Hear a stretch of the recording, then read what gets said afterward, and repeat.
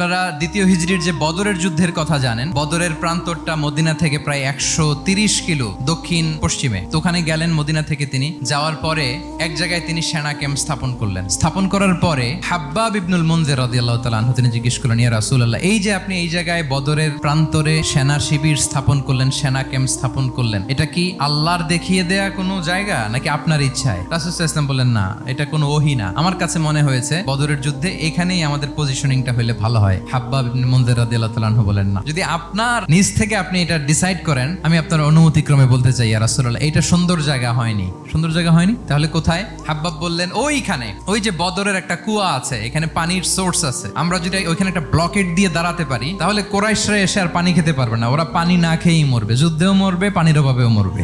এক মুহূর্ত দেরি করলেন না রাসূল সাল্লাল্লাহু আলাইহি ওয়াসাল্লাম। এই অপিনিয়ন পাওয়ার সাথে সাথেই বললেন, এই সেনা ক্যাম্প এখান থেকে উঠে হাব্বাব যেখানে বলেছে ওইখানে যে সেনা শিবির স্থাপন কর।